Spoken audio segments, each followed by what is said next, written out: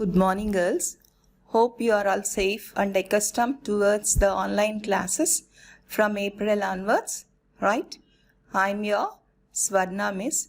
Regarding to your third semester General English, the title of your textbook is English for Cognitive and Communicative Skills, which is prescribed for second BSc, BCom and BA students. In that textbook, Unit 4 consists one-act play. The title of the play is Kanyasulkam. It is called the magnum opus, written by the renowned social reformer Sri Gurajada Venkata Rao. Now, I would like to deal Act 1 and 2, which is prescribed for your third semester. Let's move on to the play. Now you can see the portrait of the writer on the screen. Gurajada was born on September 21st, 1862 at Raivaram village in Visakhapatnam district of Andhra Pradesh into a Telugu Brahmin family. Gurajada wrote the play in 1892, which is often considered the play in the Telugu language. In 1897, the play was published by Vavilla Ramaswamy Shastrulu and dedicated to Maharaja Ananda Gajpati. Kanyasulkam was first staged in Vijayanagaram, and even now, after more than a century, it continues to be performed occasionally in different towns and cities. Sri Gurajada passed away on November 30th, 1915, unfortunately in an accident. Now, let's go through the career and works of the author. Gurajada is honored with the titles such as Kavishekara and Abhyudaya Kavita Pitamahudu. Madras University honored him by making him a fellow. He was highly popular for bringing spoken language to the masses with his literary writing. About the works of the author, his first English poem, Cuckoo, was published in 1882. The renowned play, Kanyasulkam, wrote in 1892. Kondupathiyam is his third work, followed by Nilagiri Patalu, 1907, Mutyala Saramulu and Kasulu, Kanyaka and Subhadra. The last work is Langaretumu. These are his important works. The list of characters in the play. Agnihotravadanulu, he is a resident of Ramachandrapuram, Agraharam, father of Venkatesham. Venkama is the wife of Agnihotravadanulu. Buchamma is the elder daughter. Subhamma is his younger daughter. Venkatesham is the son of Agnihotravadanulu. Karataka Shastri is the brother-in-law. Mahesham is a disciple. Lubdavadanulu, he belongs to Ramachandrapuram, Agraharam. The next character in this play is Meenakshi. She is a widowed daughter of Lubdavadanulu. The main protagonist in this play is Girisam. He was a cousin of Lubdavadanulu. The next character is Madhuravani. Even though she is a prostitute, she is very pious and renowned woman.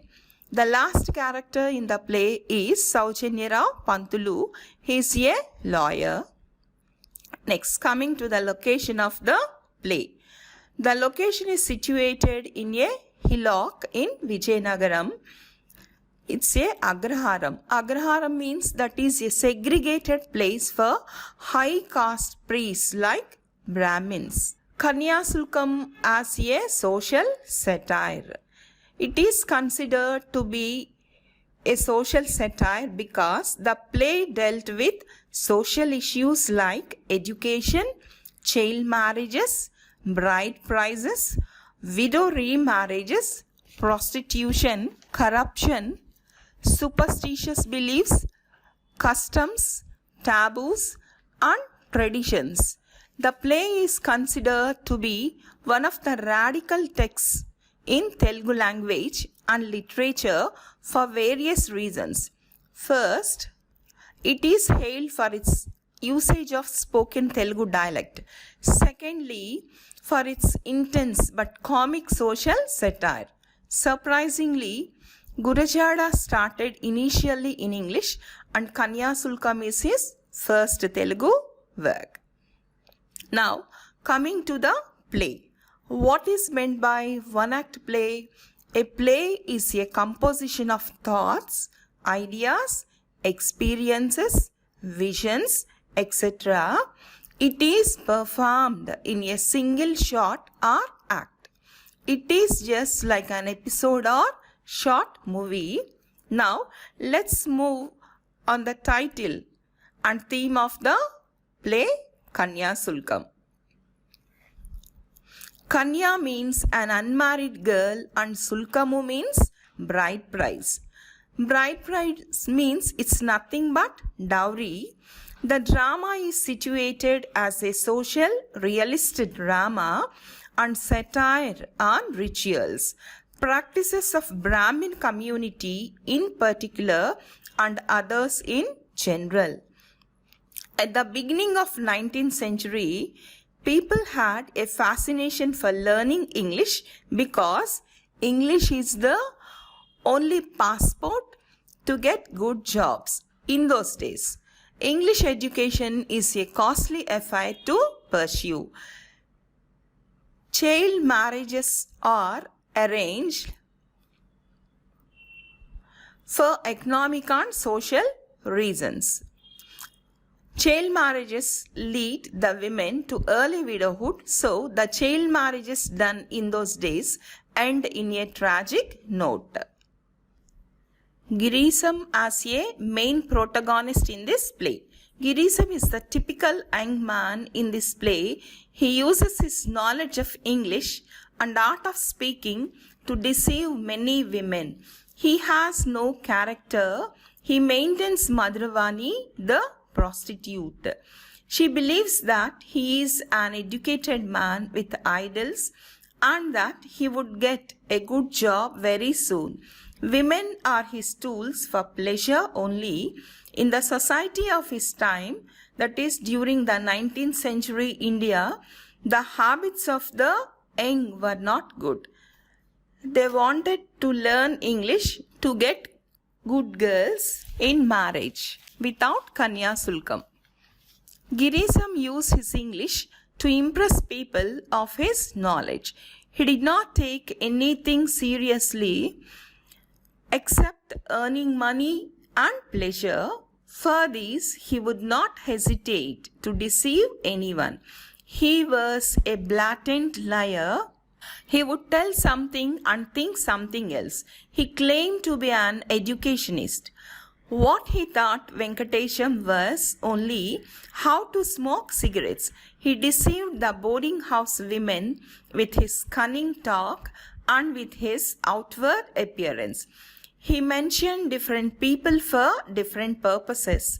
He was a fickle-minded, opportunistic, and as a kind of vagabond. He went to Venkatesham's village to escape from his creditors and pass some time for free boarding and lodging. There he posed as a great teacher. Initially, they believe him to be a great gentleman. They know his true colors only later. Smoking, gambling, womanizing were common. Young men talked about reforms but never implemented them. Girisam is therefore a typical, hypocritical, self-centered young man of his time. Now, look at to the condition of women in society as portrayed in the play. The play shows how women were exploited by the society. Women were not educated. They had no rights and no freedom. They lived dependent lives. Men dominated over them. They used women for their selfish needs. As young girls, married women, widows, prostitutes, or dancing girls, they were all used by men and they did not dare to protest. The boarding house women is deceived by Girisam. Initially, even she is deceived by Girisam. Madhuravani is intelligent, but she is not respected by the society as she is a prostitute. Initially, even she is deceived by Girisam's sweet words on reforms. Venkatesham's mother, Venkamma, is an example of a submissive housewife. Her husband does not listen to her grief. She is helpless when her daughters are sold for Kanyasulkam. Buchamma is a young widow. She has no future as a young woman. Her father ruined it. She is not cared for. She lives like a slave. She does not even dare to dream of a remarriage. Subbi is Buchamma's sister. Her father plans to give her in marriage to an old crook called Lubdavadanulu. Neither Venkamma nor Buchamma can save her. All these characters shows that women led pitiable lives. Now, let's see the life of widows in the play. During the 19th century, it is a male-dominated society. Women have no freedom through bride price. Old men married very young women. Young girls had no choice. For bride price, greedy parents of upper caste families marry their young daughters to very old women. When the old men die, the young girls become widows and are forced to live a life of insults and dependence in their parents' houses. There are many young widows. Their lives remain barren and are sometimes exploited by cunning men like Girisam. Widow remarriages were encouraged by social reformers but were very rare in the real world. Selfish men lured and widows, they deceived them. Venkatesham's sister Buchamma is an example of an unfortunate widow. Her father married her off to a rich old man for a huge bride price. She became a widow and returned to her parents' home. She does not comb her hair, does not care for her looks or comforts. She serves in the house like an unpaid servant. She has no freedom to express her opinions. Her father throws a plate of curd rice at her face. When she wants to save her sister Subbi from marrying Lubdavadanulu, they may be good social reformers who encourage widow remarriages to give them a new life. Parents like Agnihotravadanulu oppose such reforms. Crooks like Girisam talks eloquently on reforms and widow remarriages. They are interested in an easy life of luxuries and not in real reforms. So, widows were miserable during that time. This is about the play. And coming to the conclusion, the title itself shows the role of money as bride price. The cruel and selfish way in which parent-child relationships are distorted because of money is shown here. The ways in which people cheat each other for money, give bribes in quotes to win cases are all examples of the important role of money. Coming to the characters and themes of the play, each and every character is very important in this play since each character represents a particular social reality of the time. Characters such as Agnihotravadanulu, Venkatesham, Girisam and Madhuravani seems to be taking the major portion of the play. Especially, characters of Girisam and Madhuravani are greatest characters in Telugu literature, which stands for folly. Folly means madness, vice means immorality, satire means parody, and incongruity. The meaning of incongruity is ill-suited or ill-matched. The characters of Girisam, Madhuravani and Lugdavadanulu makes the play wholesome. Now, in this play, the poet uses the literary devices. They are comic and satirical style. In the play, Gurajada, he chooses the technique satire employed to expose and criticize foolishness and corruption of an individual or a society by using humor, irony, exaggeration or ridicule. Coming to the possible questions. How is Kanya Sulkam a critic of society? For this question, you have to answer about the evils of bride price, atrocities, social evils of 19th century, like that. The second question is, how does Girisam represent the typical young man of his time?